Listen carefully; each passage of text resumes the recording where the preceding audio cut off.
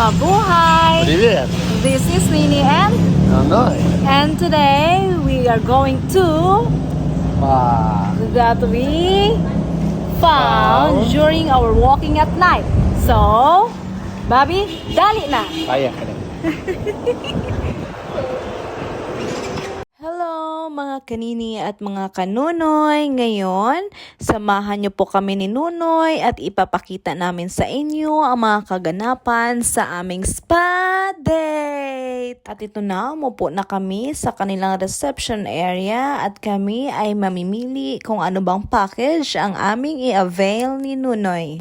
Kagandahan po sa spa na to kasi nandito na po lahat or halos lahat ng mga gusto naming service ni Nonoy katulad ng hair spa, facial treatment, massage, at syempre, a package for couple. Mga kanini at mga kanunoy, alam nyo ba na ang spa na to ay aksidente lang naming nakita ni Nonoy nang kami ay nag-walking ng gabi.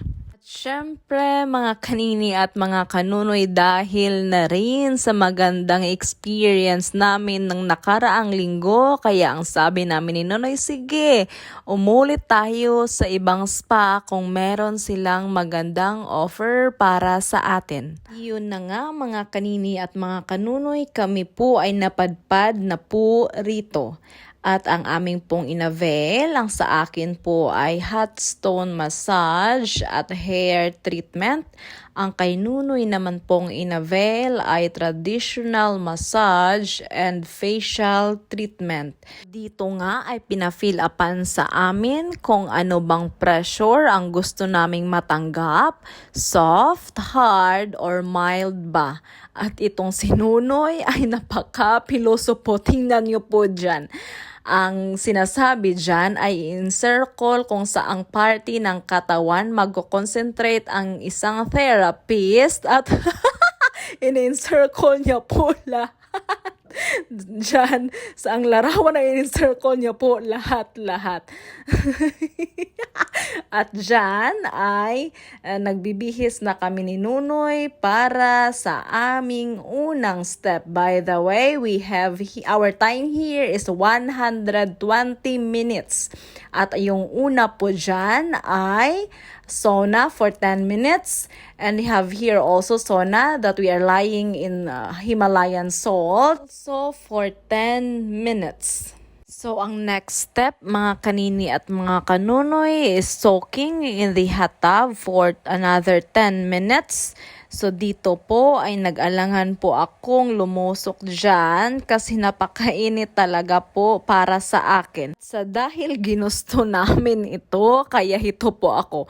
Lumusok po tayo at yan po yung ating pong katawan na ay unti-unti pong na-adapt yung init dyan sa hot tub at ang masasabi ko lang po ay napaka-refreshing po kasi parang lahat ng dugo mo sa katawan ay para talagang nagsisirculate, mararamdaman mo po talaga nagsisirculate po yung dugo mo sa katawan at para talaga ako diyang nanghihina na hindi ko po maintindihan. Pero overall po sa hot tub na yan ay napaka-relaxing talaga. Tingnan nyo po dyan, parang hindi na ako dyan aahon. Pero yung sabi po ng nagtatrabaho dyan, time's up na po. Kaya yan, pupunta na po kami sa another package na inavail po namin at yan po yung massage. At ito na po mga kanini at mga kanunoy, pupunta na po kami sa aming ikalawang package na inavail at yan po ay massage. Yay! Ito na nga mga kanini at mga kanunoy ay binabad na po sa maligamgam na tubig ang aking mga paa habang dahang-dahang minamasahe po ito ni ate. At nilalagyan niya po ang aking paa ng isang scrubbing clay. Iwan ko po mga kanini at mga kanunoy kung anong tawag dyan. Pero dahan-dahan niya pong tinatanggal ang dumi sa aking mga paa. Pagkatapos ay binabad niya po ng 2 minuto. At ito namang si Nunoy, ayan, very excited na sa kanyang massage. Nauna po siyang iminasahe kasi hindi po siya nilagyan ng clay. Katulad ng sa akin kasi iba po ang package na kanyang inavail. At ito na nga, mga kanini at mga kanunoy, nag-umpisa na po si ate at si kuya na i-massage po kami ni Nunoy.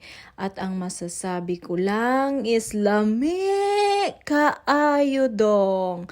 Napakasarap po talaga sa pakiramdam. Kahit po si ate ay hindi marunong masyadong magsalita ng English, ay minimake sure niya talaga na komportable po ako sa serbisyong kanyang binibigay. Ito pong masahe ay umaabot ng 1 oras. Pagkatapos po ng masahe ay diretso naman kami ni Nunoy sa hair treatment at siya po ay sa facial treatment. Ng 1 oras din po iyon. At ito na nga, mga kanini at mga kanunoy, kumakain na kami ng light snacks na binigay po ng spa dahil natapos na po namin ang package na kanilang binigay ng almost 2.5 hours din po iyon. At ang masasabi lang po namin sa serbisyong binigay nila ay napaka-relaxing talaga at make sure na uulit po kami.